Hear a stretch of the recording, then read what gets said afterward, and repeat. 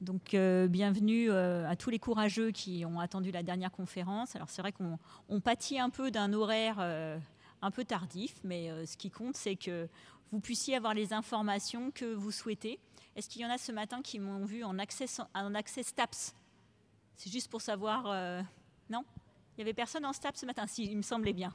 Ok. Bon, on s'est déjà vu, ce sera à peu près la même présentation, mais je ne suis pas accompagnée de la même personne. Donc, je suis accompagnée de Lucie, qui est en première année aussi dans mon institut, je vais expliquer. Et Lucie, qui est passée par PASS.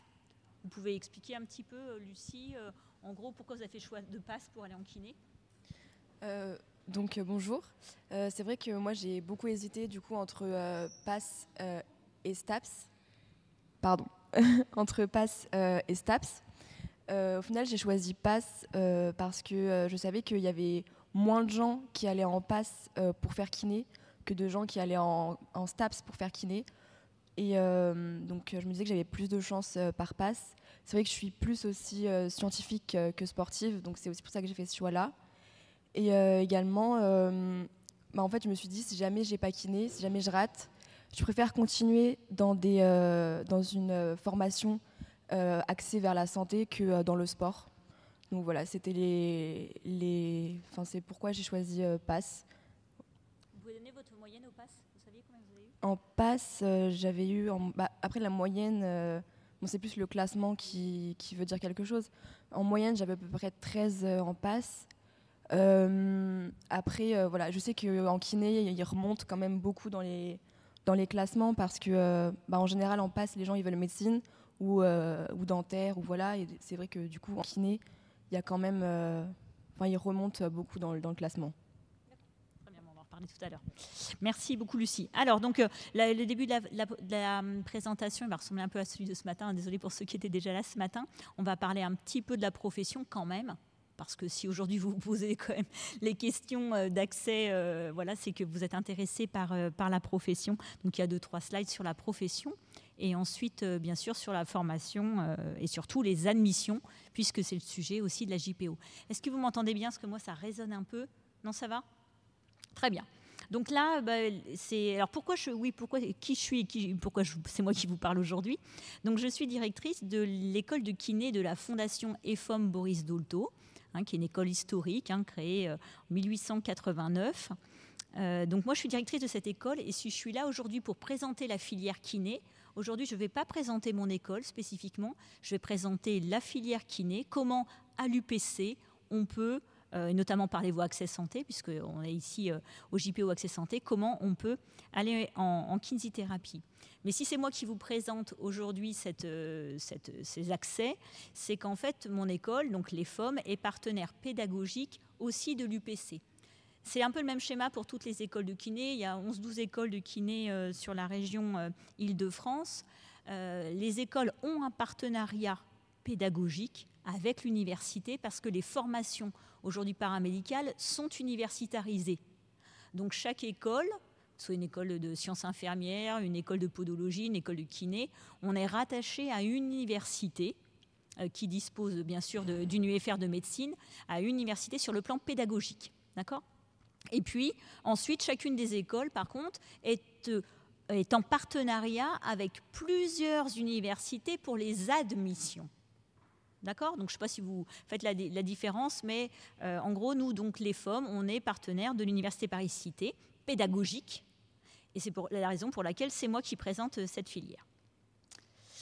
Donc, on va parler profession. Alors, sur la profession, ce que j'ai mis ce matin, on est, vous voyez, aujourd'hui, à peu près 105 000, parce que bien sûr, je suis aussi kinésithérapeute, 105 000 en France. Vous voyez, sur le premier schéma, les couleurs renseignent sur la densité en kinésithérapie en fonction c'est ramené ici à 1000 habitants. Plus c'est vert, plus c'est dense en kiné. D'accord? Plus c'est rouge, moins, on va dire, il y a de kiné en fonction du nombre d'habitants. Bon, aujourd'hui, quand même, il y a des zones, il faut le savoir, qui sont limitées dans l'installation. Là où c'est très vert, les ARS peuvent limiter l'installation des kinésithérapeutes. D'accord ? Bon, après, on peut prendre le relais d'un kiné qui part, etc. Mais bon, il faut savoir qu'il y a des zones quand même qui sont surdotées.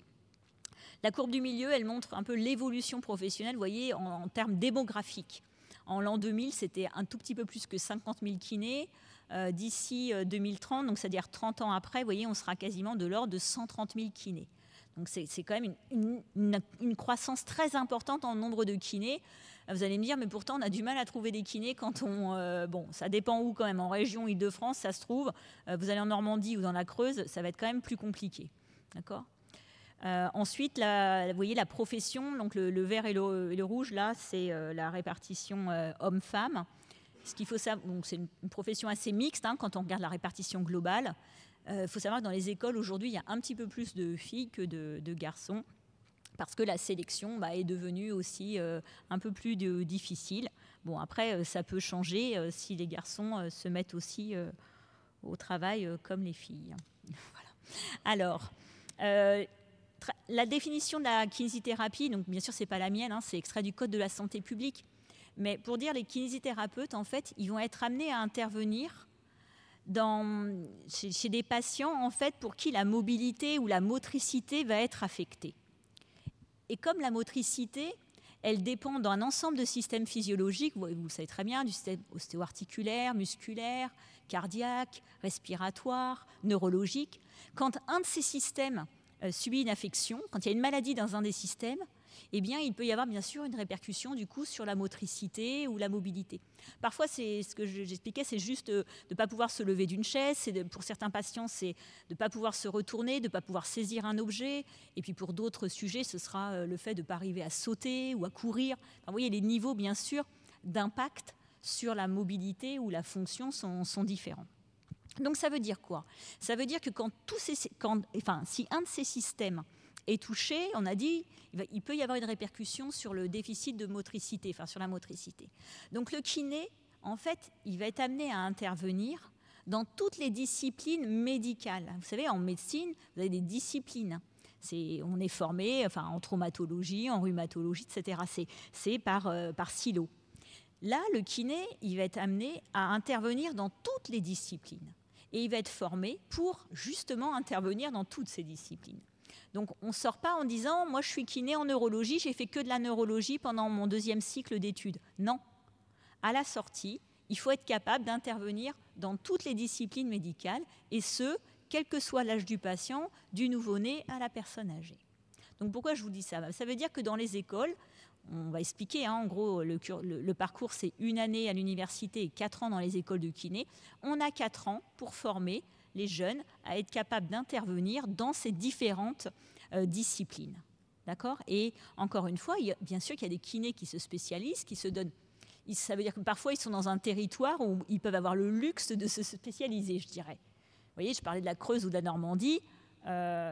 Si vous faites que de la pédia, ça va être compliqué de répondre aux besoins de santé quand même. Vous voyez que si vous faites que de la pédiatrie, par exemple.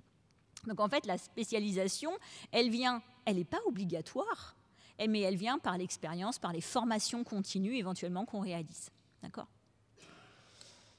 Alors qu'est-ce qu'il fait le kiné? Qu'est-ce que font ces 105 000 kinésithérapeutes au quotidien? Ils voient à peu près 1 million à 1,5 million de patients par jour.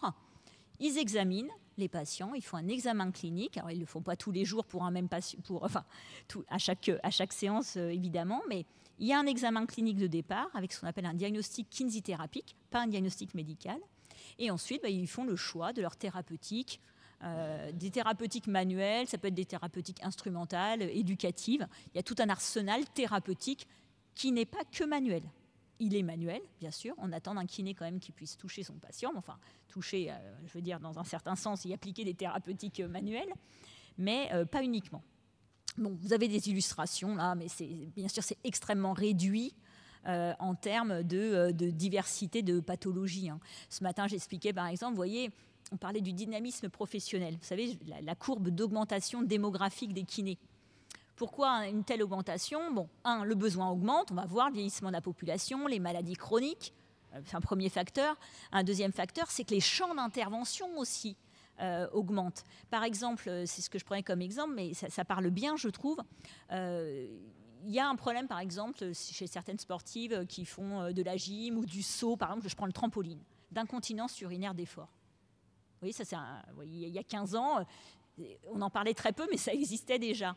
Donc aujourd'hui, par exemple, sur l'incontinence urinaire d'effort, alors pas que chez les gymnastes, mais chez les sportives en général, ou après les grossesses, ou après un certain nombre d'années après les grossesses, aujourd'hui, on connaît plus de choses parce qu'il y a de la recherche sur ces sujets et il y a aussi de la recherche sur les pratiques kinésithérapiques qui peuvent être utiles et diminuer cet état d'incontinence. Enfin, c'est un domaine précis, mais c'est pour vous dire que l'amélioration des connaissances fait aussi que les champs d'intervention des kinés augmentent aussi. D'où l'accroissement du besoin aussi du besoin sanitaire aussi en soins de kiné. Vous voyez, c'est ça qu'il faut comprendre. C'est-à-dire que même si le nombre de kinés augmente, vu que le besoin et le champ d'intervention augmentent, des fois l'offre ne couvre pas le besoin.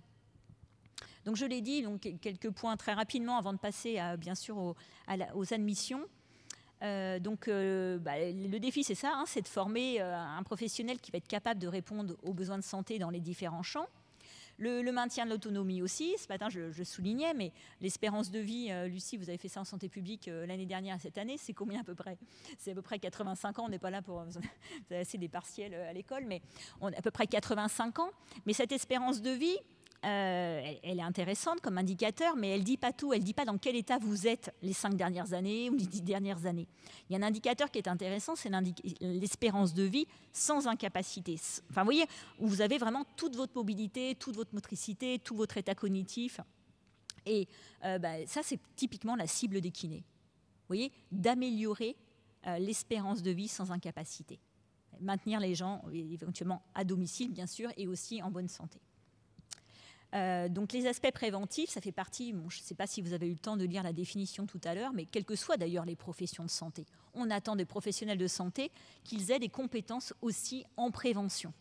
On promeut globalement, quels que soient les pays, une médecine dite préventive avec des bonnes habitudes de vie, des bons comportements aussi qui peuvent aller dans le sens d'une meilleure santé. Donc ça fait partie aussi des compétences pour lesquelles les kinésithérapeutes sont bien sûr formés. L'accès direct, alors pourquoi je parle de ce sujet? Parce que je veux expliquer ce qui se passe en 4 ans dans les écoles. Vous voyez, il y a des cursus de médecine, par exemple ici, médecine générale, ça doit être 7 ou 8 ans, je ne connais plus exactement. 9 ans, voilà. Alors aujourd'hui, vous voyez, il y a une loi l'année dernière, la loi qui a portant amélioration de l'accès aux soins par la confiance aux professionnels de santé. Il s'agit surtout là d'améliorer la confiance vis-à-vis des auxiliaires médicaux. Et en fait, il y a des bonnes raisons pour avoir plus confiance dans les auxiliaires médicaux. Les kinés sont des auxiliaires médicaux, les sciences infirmières aussi, etc. Mais il y a des bonnes raisons à ça. C'est déjà l'universitarisation des études. C'est-à-dire, on va dire qu'une formation universitarisée, ça veut dire qu'il y a aussi, à un moment donné, un regard sur ce qui peut être enseigné dans les formations. Et là, pour le coup, la question est qu'il y ait des données suffisamment factuelles pour orienter les pratiques. Ça veut dire des données comme issues de la science. Qu'on ne fasse pas n'importe quoi, qu'on n'enseigne pas n'importe quoi pour ne pas faire n'importe quoi après, bien sûr, vis-à-vis du patient. Donc là, cette loi, elle va dans le sens, on fait confiance et on va permettre ce qu'on appelle l'accès direct. C'est-à-dire qu'on va permettre que, même s'il y a eu beaucoup de résistance et que c'est dans certaines conditions, on va permettre aux kinésithérapeutes de voir certains patients directement, c'est-à-dire qu'ils n'ont pas à passer par la case médecin. Alors, encore une fois, aujourd'hui, c'est sous condition. C'est-à-dire les conditions, c'est d'être dans le cadre d'un exercice pluriprofessionnel, par exemple en maison de santé. D'accord ? Vous pouvez regarder la loi si ça vous intéresse, vous verrez. Donc, par exemple, typiquement, un kiné qui exerce en maison de santé peut recevoir en accès direct ses patients. Vous avez une entorse de cheville, vous allez dans une maison de santé où il y a un kiné, vous pouvez aller voir directement le kinésithérapeute. D'accord ? Mais ça veut dire quoi ? Le kiné, il doit être capable, à l'examen clinique, de déceler est-ce que ce patient-là, il est vraiment pour moi ? Est-ce qu'il y a un signe de gravité ? Est-ce qu'il n'est pas passé par la case radio, par exemple ? Est-ce qu'il y a des signes qui pourraient me faire penser qu'il ne faut mieux pas que je le touche, mais qu'il vaut mieux aller à la radio ? Enfin, vous voyez, ce qu'on appelle un peu le triage, entre guillemets, c'est un peu vulgaire, mais c'est comme ça des patients. Est-ce que je vois des signes de gravité qui me font dire il n'est pas pour moi, ou au contraire, c'est très bien qu'il soit venu, je peux le prendre directement. Bon, ça s'appelle l'accès direct. Et nous, dans les écoles de kiné, je vais vous expliquer comment ça marche, mais on a 4 ans pour former les étudiants à recevoir en accès direct les patients. D'accord ? Alors, effectivement, il y a 9 ans en médecine, mais c'est pour dire qu'il y a du boulot. Je pense que si vous avez discuté avec des étudiants qui étaient sur le stand, Lucie peut le dire aussi, même si elle est passée par PASS, bien évidemment, il y a du travail. C'est que 4 ans, c'est très rapide. Ils sortent et ils ont la responsabilité de prendre des patients en accès direct. Donc ça, c'est pour dire qu'il faut se projeter dans ce sens-là. Bon, voilà, ça j'ai parlé de la recherche aussi. Bon, tout ça, c'est des choses qui concernent l'ensemble des professions de santé, mais bien sûr, il y a des unités d'enseignement, de recherche aussi dans les écoles, dans les formations de kiné. Là, Lucie, elle était en stage au mois de décembre. Elle a eu à traiter, à prendre une pratique. C'était quoi ce que vous avez traité en UE8 ? La prothèse inversée d'épaule. Voilà. Donc, par exemple, elle a fait la prothèse inversée. C'était pas avec moi quand même, si ? Non, je me dis, je ne me rappelais pas. Donc, elle a eu un patient qui avait une prothèse inversée d'épaule, donc c'est un type de prothèse, et elle a eu à rechercher des données scientifiques sur la prise en charge de ces patients. D'accord ? Alors, il y avait peut-être l'efficacité d'une technique dans ce cadre-là. Mobilisation par rapport à la mobilisation passive. Voilà. Donc, vous voyez, elle comparait. Son objectif, c'était de savoir s'il valait mieux faire de la mobilisation passive ou active, par exemple, après l'intervention. Et tout ça, c'est des choses qu'on trouve dans la littérature scientifique. Il faut savoir chercher, ça s'apprend. Donc, c'est pour chercher, voir si c'est fiable. Enfin, il faut bien imaginer qu'il y a quand même, on ne fait pas que d'anatomie, que de la biomécanique et de la technologie ou du massage, parce qu'il y en a qui imaginent qu'on ne fait que du massage. On en fait, bien sûr. On appelle ça de la massothérapie. Mais il n'y a pas que ça dans les études de kiné. Alors, comment ça fonctionne ? C'est ce que j'expliquais ce matin. Il y a un quota national qui est fixé par arrêté chaque année. Donc, par exemple, entre l'année dernière et cette année, ça a augmenté de 5 places sur toute la France.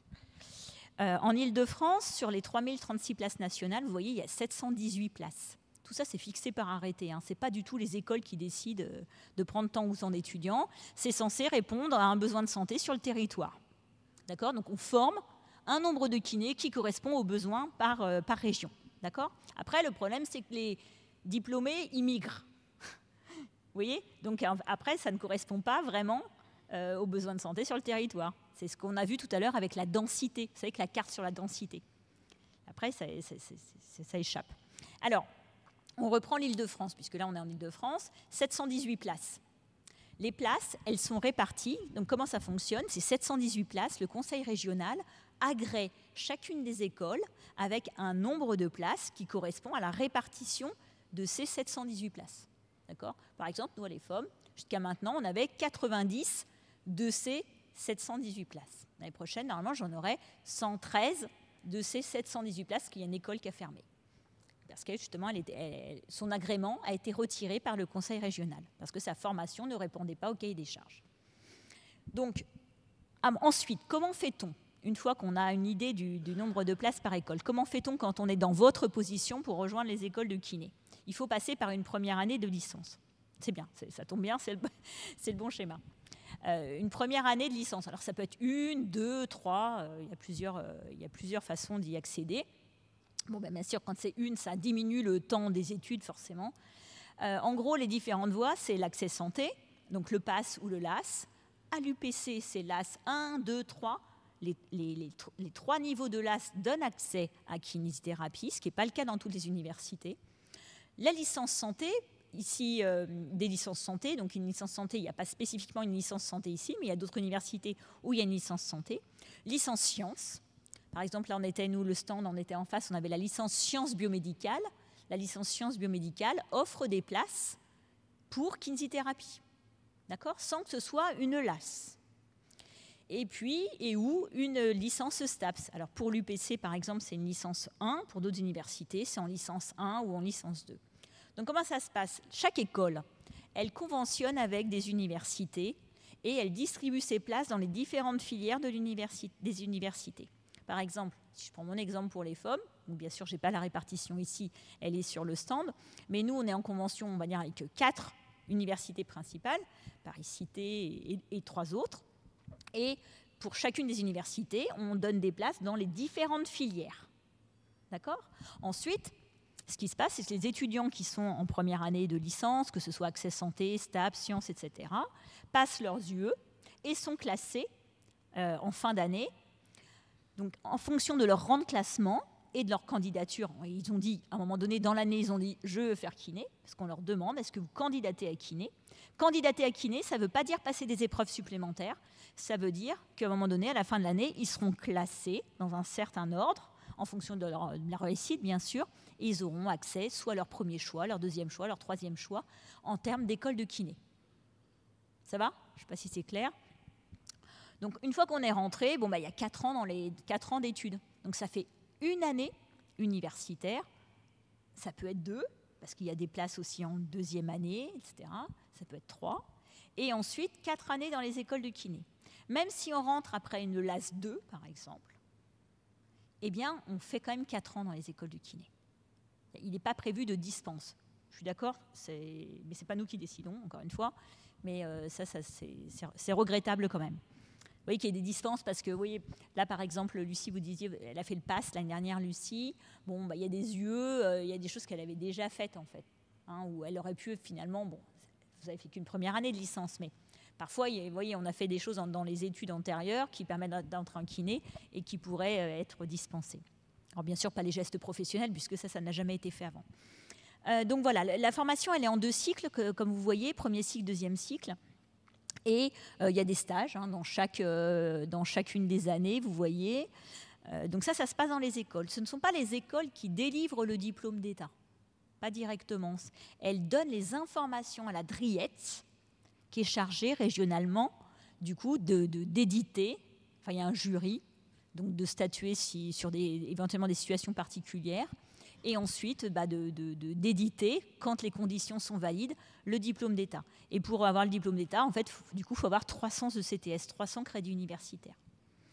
Alors voilà, le diplôme d'État, en vert. C'est ça qui donne l'autorisation d'exercice, c'est ça qui permet donc d'exercer des actes de kiné, que ces patients soient remboursés. Enfin, du coup, il y a une question de conventionnement, bien sûr, implicite avec l'assurance maladie, quand on est ensuite, à moins qu'on décide de de se déconventionner, hein, mais bon, c'est quand même assez rare. C'est ça qui donne l'autorisation d'exercice. Et en même temps, vous voyez, depuis l'universitarisation des études, en même temps, les étudiants sortent avec un grade master. Et par exemple, pour l'école, donc je suis la directrice, comme on est partenaire pédagogique de l'UPC, les étudiants sortent avec un grade de master de l'UPC. D'accord? Vous l'aviez déjà vu le diplôme, Lucie? Alors, les accès pour kiné par l'UPC. Si vous faites le total des places, là, vous allez voir, c'est 124 places. Donc, sur les 718 places de l'Île-de-France, vous avez vu, il y en a 124 qui, finalement, sont de la responsabilité de l'UPC pour les affecter. C'est pas rien, d'accord? Et ça se distribue comme ça, 53 places en PASS-LAS. Vous voyez les écoles partenaires en même temps au bout. Donc, l'AP-HP et l'ANCRE, ce sont 2 écoles publiques. Alors, ce qu'il faut savoir, bien évidemment, je pense que vous êtes peut-être déjà au courant, mais l'État ne finance pas toute la formation des kinésithérapeutes en France. Ça veut dire qu'il y a des écoles publiques, bien sûr, avec un financement de l'État, et des écoles privées. C'est le cas, par exemple, de mon école, la Fondation EFOM. Parmi les écoles privées, il y a des écoles privées associatives, où l'ensemble des frais de scolarité, c'est le cas de mon école, bien sûr, sont entièrement consacrés à la formation. Et après, vous avez du privé, autre. Alors, vous voyez, l'accès santé, là, vous voyez AP-HP, ANCRE, donc ces 2 écoles publiques. Ici, sur l'ensemble, si je prends les 124 places, sur les 124 places, il y a 31 places de public. C'est pas rien. Dont 24 places en accès santé. C'est-à-dire que sur les 53 places, là, il y en a 24 qui sont des places de public. Alors, vous allez me dire, elle n'est pas de l'école publique, pourquoi elle dit ça? Elle dit ça parce qu'elle veut que les jeunes puissent aller vers leur formation. Mais en même temps, ce que je veux vous dire, c'est que si vous avez le projet, vraiment, et que vous n'êtes pas dans les premiers, voilà, et que vous ne pouvez pas aller dans le public, il ne faut pas s'empêcher de faire kiné parce que l'école est à financer. Je sais que c'est lourd, je le vois, les jeunes, voilà. Mais il y a des moyens d'être aidés. Comment? On a des jeunes aujourd'hui qui sont en apprentissage à partir de la 2e année. Parfois, c'est à partir de la 3e. Mais cette année, par exemple, j'ai 112 étudiants ou 114 en 2e année, il y en a 8 qui sont en apprentissage dès la 2e année. Ça veut dire quoi? Ils ont un employeur, ils sont salariés, ils ont un salaire tous les mois, et en même temps, leur scolarité est entièrement prise en charge. Par contre, ils doivent des années, c'est un contrat moral, Enfin, on est quand même dans une profession de santé, donc j'espère que les contrats moraux sont tenus.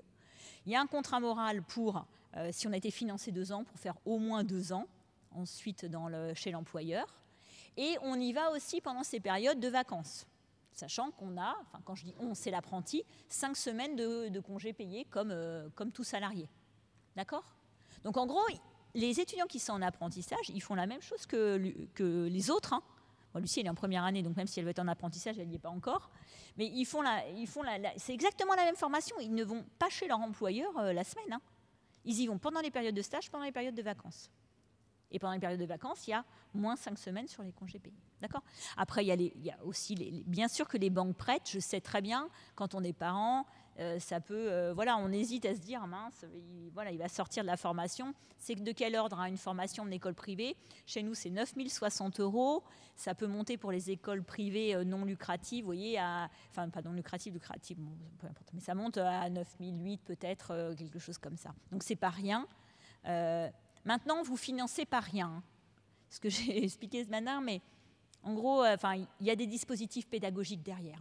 Bon, il n'y a jamais un étudiant qui me dit qu'il a l'impression de financer du vide. C'est important quand même. Je vais vous le dire parce que ce n'est pas le cas dans toutes les formations. Jamais, il n'y en a aucun qui me dit ça.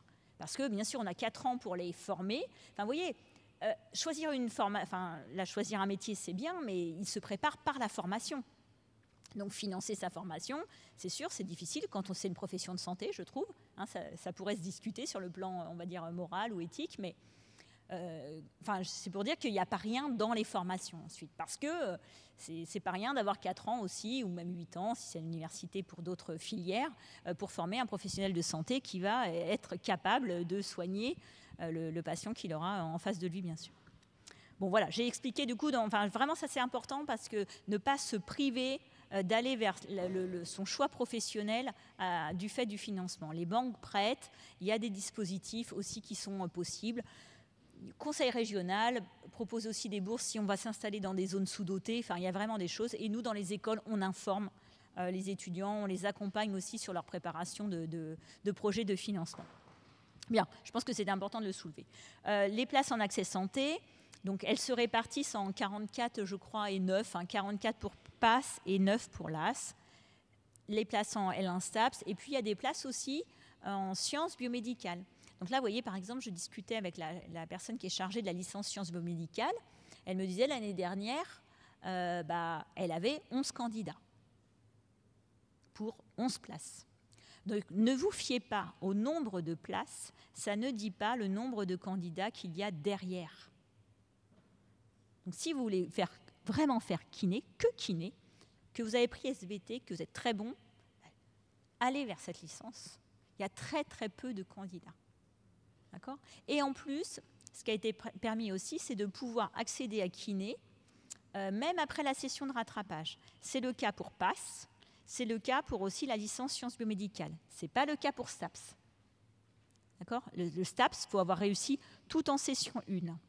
Pour les sciences biomédicales ou pour le PASS, on peut aller en kiné même quand même si on valide après la session de rattrapage. Donc ça, c'est important de le savoir. Pas sûr que ce soit marqué quelque part, d'ailleurs.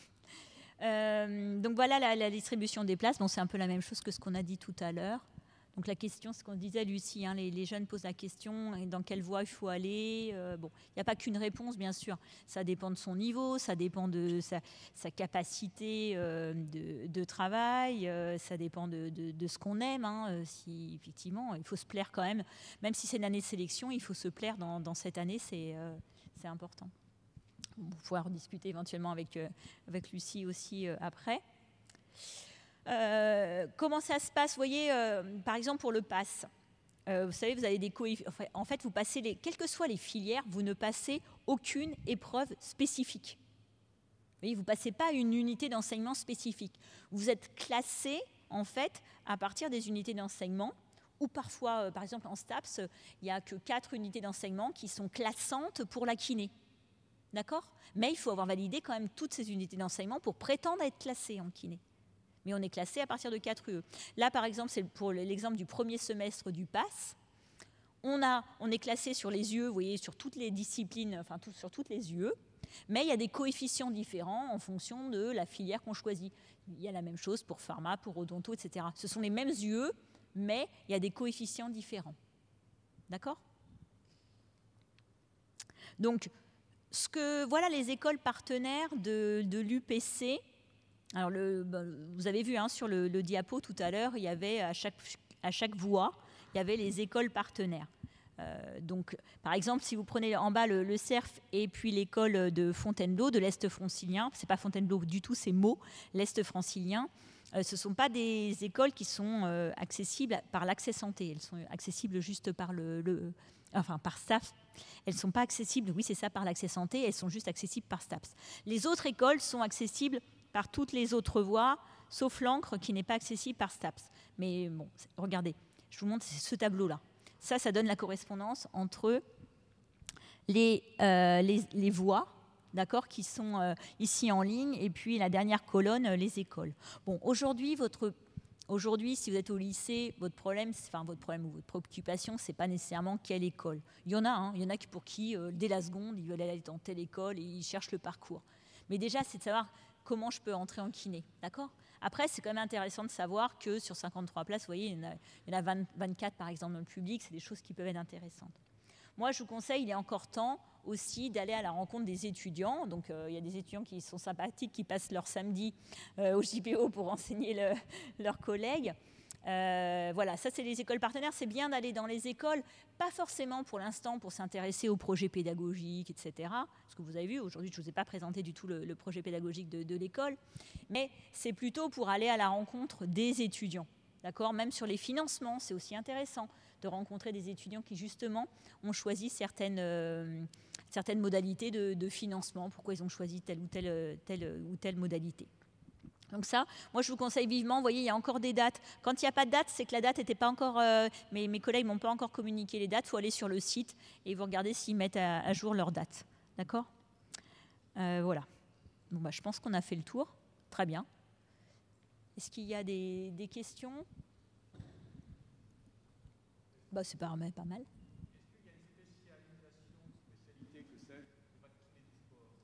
Alors ça, ce que je disais, en fait, donc il y a des UE, une unité d'enseignement en kiné du sport dans la formation classique. Et puis après, bien sûr, il y a soit de la formation continue, soit il y a un DU, par exemple, de kiné du sport. Il n'y a pas encore de master kiné du sport, mais il y a des DU ou des formations professionnelles de kiné du sport.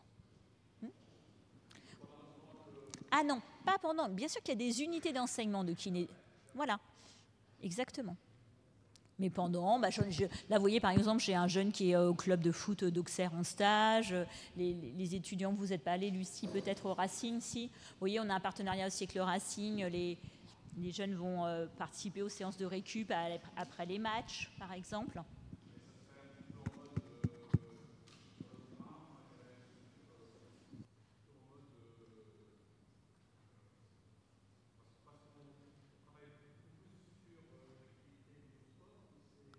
Là, en l'occurrence, ça peut être un choix des stages. Pendant les stages, vous pouvez aller vers des clubs, par exemple. Ça, c'est bien. Si on se destine à être kiné du sport, il faut construire son parcours aussi en fonction de ça. Mais on ne peut pas faire que des stages en kiné du sport. Parce qu'il faut avoir été confronté aux 3 champs musculo-squelettiques, cardio-respiratoires et neuromusculaires. D'accord ? Mais bon, il y a quand même 7 stages. Il y a de quoi faire. Et là, en l'occurrence, pour le Racing, nous, je vous laisse expliquer ce que vous avez fait, parce que sinon, je ne fais que parler. Oui, du coup, on participe aux séances de récupération après les matchs du Racing 92. Ça consiste à... En fait, on s'inscrit sur une liste, on a des créneaux, et on peut venir, masser les joueurs de rugby. Et ça permet de se faire la main, ça permet de rencontrer des sportifs. Et puis il y a beaucoup de jeunes qui veulent faire kiné du sport, donc du coup c'est quand même, c'est une expérience, quoi. C'est vraiment bien d'avoir cette opportunité-là, de pouvoir y aller. Au début, les jeunes arrivent beaucoup avec un projet kiné du sport, mais ça bouge beaucoup. C'est parfois une méconnaissance aussi de tout ce qui peut exister. Après, il y en a qui gardent le projet kiné du sport, on n'a aucun jugement et on accompagne aussi là-dessus. Mais heureusement qu'il n'y a pas que des kinés du sport. Mais effectivement, par les voies STAPS, c'est d'autant plus. Mais vraiment, ils changent, pour beaucoup, ils changent de projet. Mais encore une fois, il y en a qui le gardent. Vous voyez, c'est souvent une méconnaissance des autres champs.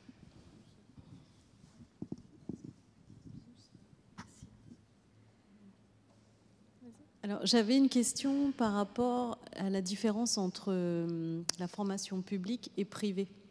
C'est-à-dire, vous, à l'IFOM, qu'est-ce que vous apportez en plus par rapport au public? Alors, je pense que ça, c'est pas du tout l'endroit pour y répondre, puisque là, aujourd'hui, je présente l'ensemble des écoles et je suis pas là pour représenter mon école. Après, voilà. Le mieux, c'est d'aller voir les étudiants, en fait, pour comprendre. D'accord. D'accord. C'est, ok, voilà. Ça marche. Ouais. Soit les étudiants, soit d'aller dans les écoles. D'accord. Ouais. Et deuxième question, est-ce que vous connaissez la moyenne des salaires des kinés en début de carrière? Alors, à peu près, hein. en libéral, par exemple, en exercice ambulatoire, vous voyez, finalement, ils gagnent peut-être plus en début de carrière qu'en fin de carrière. Parce que ce qui est terrible, c'est qu'en fait, il y a très peu d'évolution. Vous voyez. Donc, en fait, le chiffre d'affaires, c'est un peu dur de parler comme ça quand on est dans une profession de santé. Mais enfin, c'est la réalité. Bien évidemment que les kinés ne travaillent pas bénévolement non plus. Mais le chiffre d'affaires dépend du nombre de patients que vous voyez. Donc, c'est-à-dire des vacances que vous prenez, des jours où vous travaillez.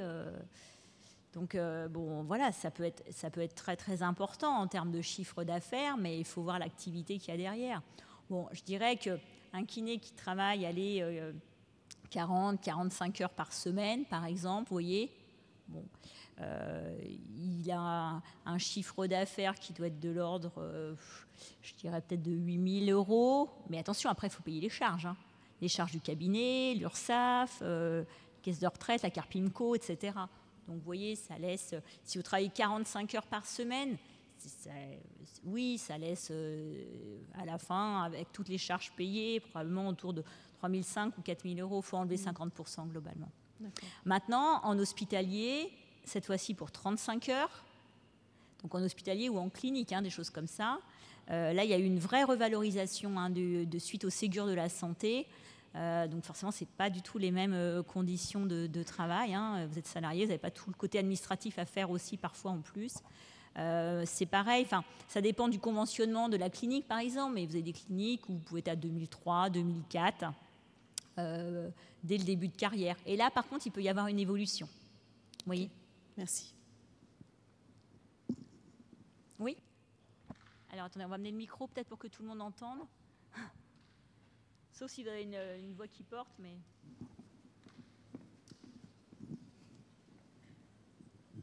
Merci. Je voulais savoir, par la voie LAS, l'année dernière, il y a eu combien de candidats pour kiné sachant qu'il y avait 9 places, il y a 9 places, je crois. Oui, alors je ne sais plus si l'année dernière, il y en avait 9.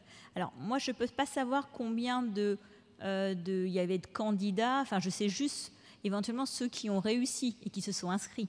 Oui. Vous voyez, être candidat ne veut pas dire qu'on va réussir. Oui. Donc ça, du coup, si eux existaient, c'est-à-dire des personnes qui étaient en LAS et qui candidataient à kiné mais qui n'ont pas réussi, j'ai aucun moyen de le savoir. Ce qui est sûr, c'est que les places de LAS, depuis que ça existe, l'accès LAS pour kiné, en fait, les places n'ont jamais été toutes pourvues. C'est-à-dire qu'elles ont été reportées sur la voie PASS, sur les places de PASS. D'accord ? Il y a même 2 ans, je pense, il n'y a aucune, quelles que soient les universités, il n'y a eu aucun candidat de LAS pour kiné. Et pas que à l'EFOM, dans toutes les écoles, même dans le public. L'année dernière, il y en a eu. Mais ça n'a pas pris tout le quota des places de LAS. Merci. D'accord ?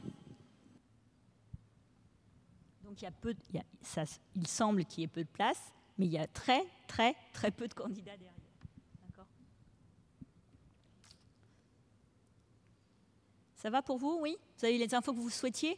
N'hésitez pas, il y a aussi quelques... Peut-être qu'elles sont parties, les autres étudiantes.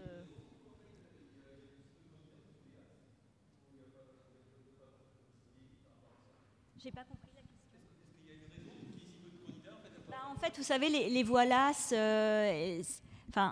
c'est pas très connu. Il faut valider la mineure santé. C'est des voies récentes. Vous voyez, les gens vont souvent, enfin les jeunes vont souvent dans les voies qu'ils connaissent. C'est difficile d'aller vers de l'inconnu. Surtout quand vous ne voyez pas beaucoup de place, vous vous dites, oh là là, je ne connais pas la voie, on n'a pas de stats sur la réussite, il n'y a pas beaucoup de place, enfin, ça peut dissuader, mais au final, bah, y a pas. Encore une fois, c'est un peu l'AS et après, bon, il faut arriver à valider la mineure, hein, c'est la question. Vous avez 3 ans pour valider la mineure santé, mais l'AS ou licence sciences, ça reste les voies où il y a très très peu de candidats. Ça, c'est sûr. Donc effectivement, en fonction de son plan B, hein, c'est ce que disait Lucie, elle avait pris le PASS parce qu'elle se disait que si je veux continuer après, et après, du coup, le après, il donnait quand même encore accès. Si elle avait fait une LAS 2, parce qu'en faisant PASS, puis une LAS, admettons, elle réussit le PASS, d'accord, c'est ce qu'elle a fait. Mais elle n'aurait pas eu de place en kiné parce qu'elle était 46e, par exemple. Eh bien, elle pouvait aller en LAS 2, d'accord, et recandidater à kiné à la fin de la LAS 2. L'avantage, c'est qu'elle n'avait pas besoin de repasser la mineure santé, parce qu'elle a déjà validé le PASS. Ceux qui ont validé le PASS n'ont pas besoin de recommencer la mineure santé. Donc, elle avait que la licence, enfin la partie disciplinaire de la LAS. Vous voyez, et là, elle pouvait se reproposer aussi encore pour kiné. D'accord ? Donc ça, vous voyez, c'est des petits détails, c'est pas si simple d'avoir accès à l'information. Donc ça dissuade, je pense. Mais il y en a qui vont y aller, là, je le sens. Il faut y aller, il ne faut pas avoir peur. Bah, disons qu'il vaut mieux y aller plutôt que de se dire, bon allez, mon plan B, c'est d'aller en Belgique ou en Espagne. Elles existent, ces voies. Il y a 2 ans, ce n'est pas mon cas, mais je sais qu'il y a des collègues qui n'ont pas eu tous leurs candidats. C'est-à-dire que leur quota n'était pas, en fait... ils n'avaient pas les étudiants qui correspondaient au quota. Puis à côté de ça, il y en a qui vont en Belgique, qui vont en Espagne. Je ne dis pas que c'est de la faute des jeunes, hein. Attention. Hein. Mais je dis, allez-y, essayez, ça vaut le coup, quoi. C'est possible. Ouais, c'est bon ? Bien, allez, bon courage à tous. N'hésitez pas à aller dans les écoles.